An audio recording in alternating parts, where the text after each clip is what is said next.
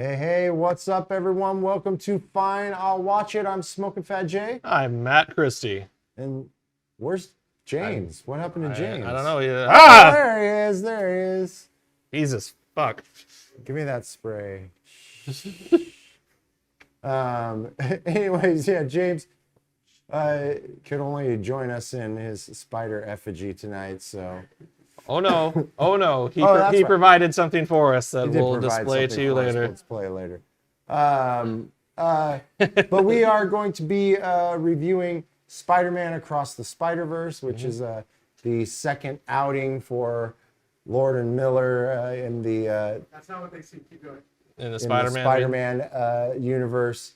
So obviously following Miles Morales. Yep. Something we've all been looking forward to, I think, you know. Well, considering Sony hasn't done well with their own property, yeah. Right. Oh, they made sure to reference what they could too. But we'll get into that. But before we do all that, make sure that you like, subscribe, and ring that bell so you can follow this and all the other Fine Canoodle shows. Matt, first, as we always do, what was your general feeling on... I enjoyed the hell out of this movie. It was a very excellent movie, both the Spider-Man movie and just a movie in general. They took a lot of what worked from the first movie and upped it.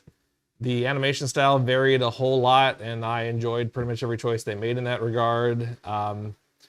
I guess I'll get the only real negative out of the way for me is it kind of has an Empire ending, which is it has a setup for a third movie type ending. Yeah, okay. And I'm not saying it's necessarily a bad thing. It's just kind of a negative thing that because the first movie ended, you could or could not have a second movie. This movie ends that you definitely have a third movie. Not that we didn't know that was happening because we knew this was being split into two parts basically, but everything else was, it was just fantastic to look at. So, I love this movie too. I thought it was fantastic. I think from an art standpoint, it is just doing such amazing thing, making such interesting choices with everything. I remember my first real wow moment was when that time when Gwen's dad asked her for a hug, and she runs over and hugs him, and how just the total change in the atmosphere around. I think it's just they're doing such interesting things with animation that we're just not seeing anywhere else. You know, they were doing it in the last movie, but they amped that to 10. I think really my only issue is the same as you is the ending.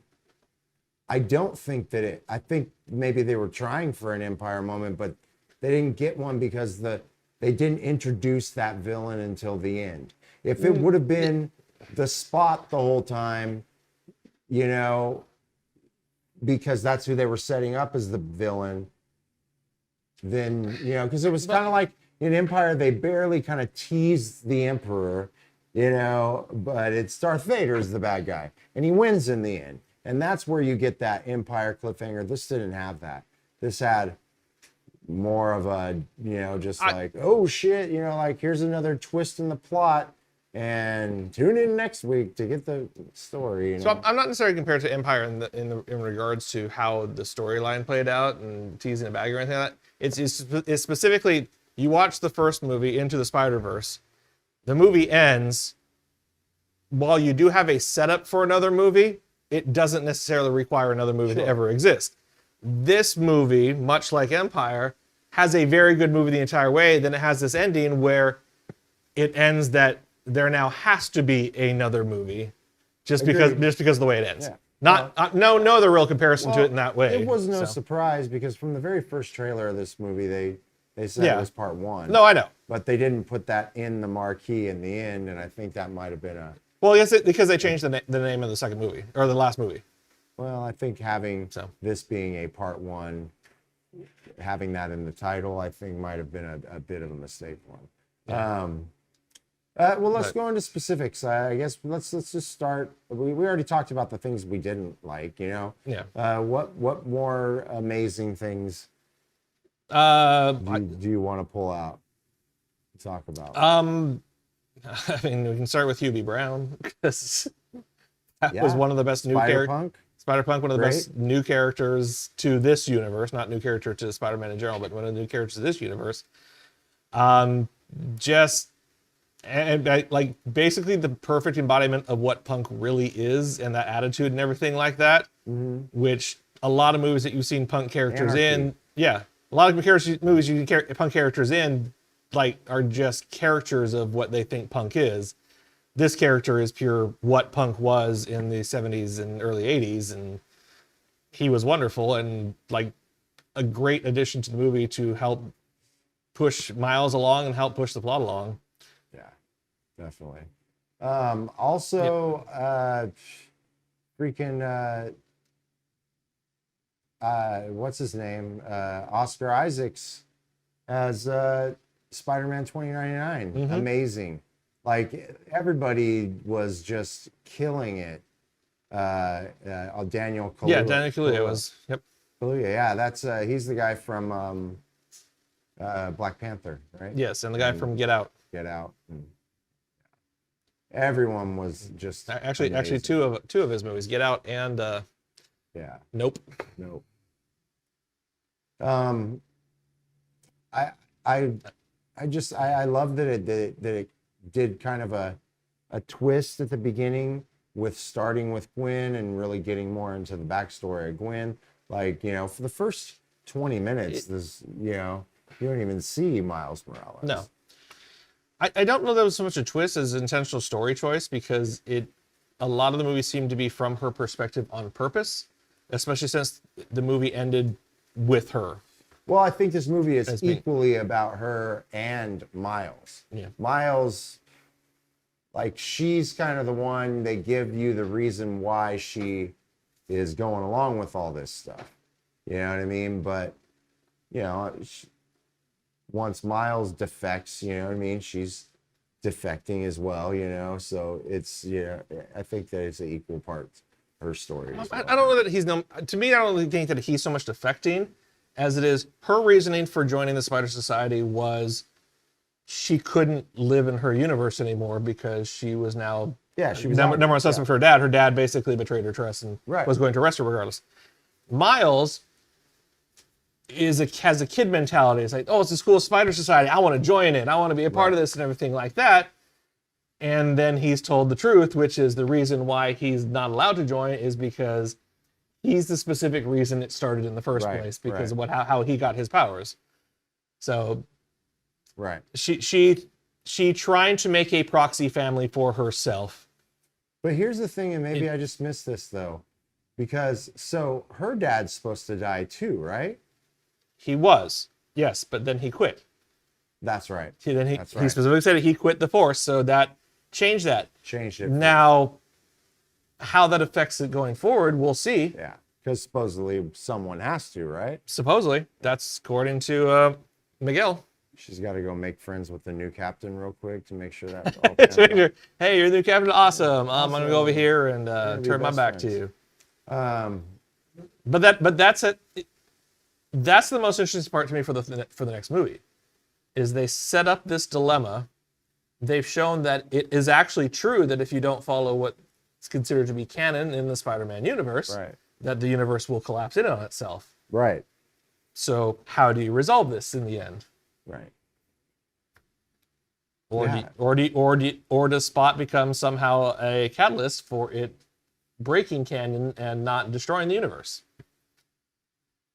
Who knows? I really did enjoy the Spot character. The turn was kind of quick for me on him, getting that power and then becoming like this way more menacing rather than kind of laughable. I feel like.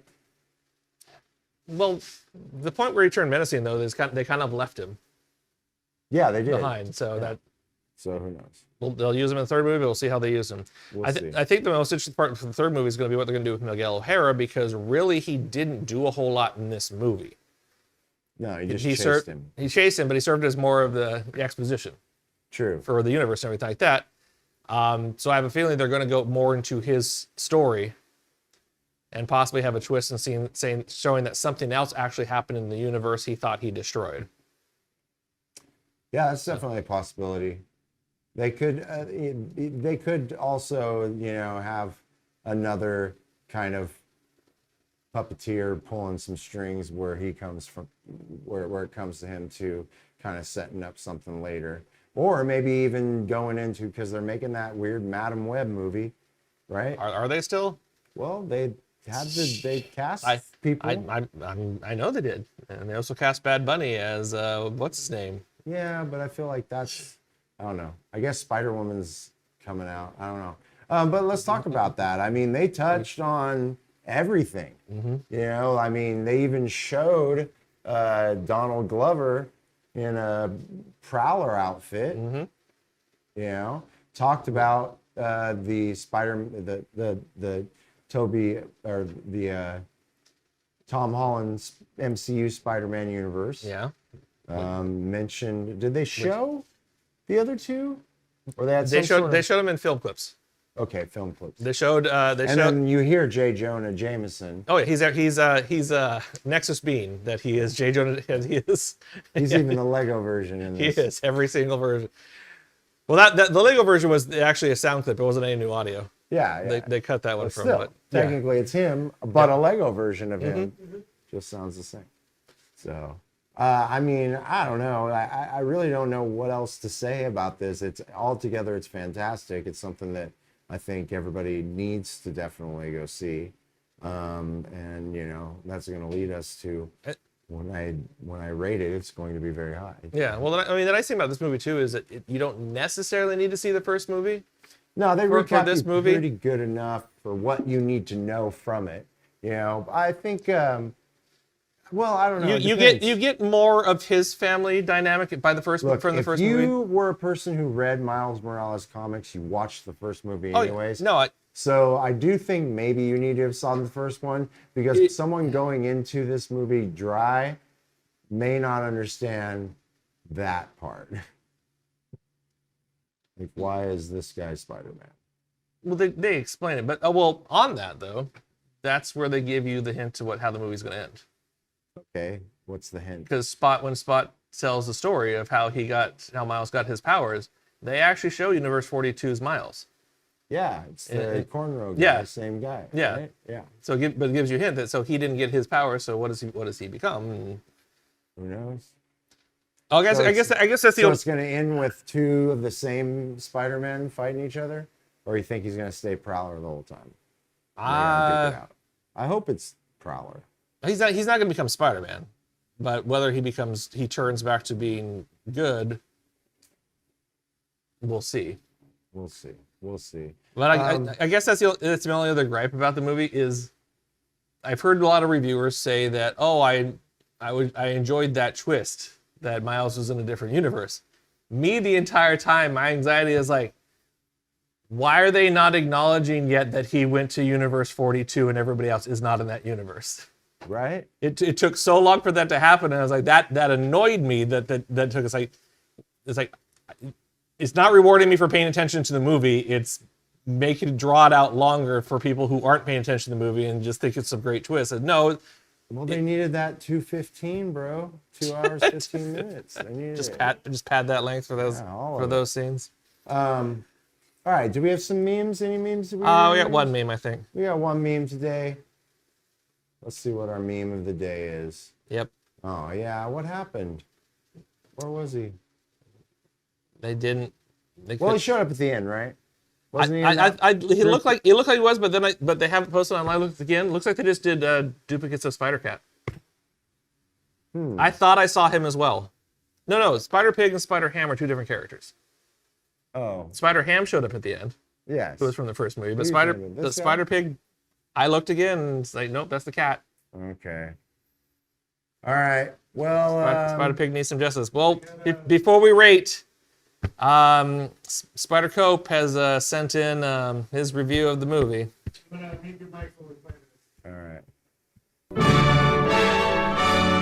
Hello there, gentle viewers. It's me, T. Tony Thompson, editor-in-chief of the Weekly Horn, your #1 trusted spot for movie news. All the other critics and news lines out there might be telling you that Spider-Man Into the Spider-Verse is an amazing film, but I'm here to tell you that Spider-Man Into the Spider-Verse is a public menace. Since Hollywood writers are only interested in making the same movie over and over again, we're getting another superhero multiverse movie. This isn't even the first one to star Spider-Man. It's the second in 2 years. Hurry up, Flash, get in here and suck this teat dry. This seizure-causing mess of a fucking film comes in at 2 hours and 20 minutes, but don't worry, there's no ending because fuck you. This movie stars Miles Morales, whose first appearance was in 2011, so naturally it would look like art direction came from the 1950s through the 1970s, because why? And I'm sick and tired of people saying Miles Morales is not that original of a character. I know original characters. I am T. Tony Thompson of the Weekly Horn, editor-in-chief. Sorry, I keep becoming Mr. Krabby, and Miles Morales is completely his own person. He's nothing like Peter Parker. After all, he is a male teenager from middle-class American background, was given special powers when he was bit by a radioactive spider, lost a family member that was close to them, who lives in the Queens, Brooklyn area. See, completely different. He's from Brooklyn, not Queens.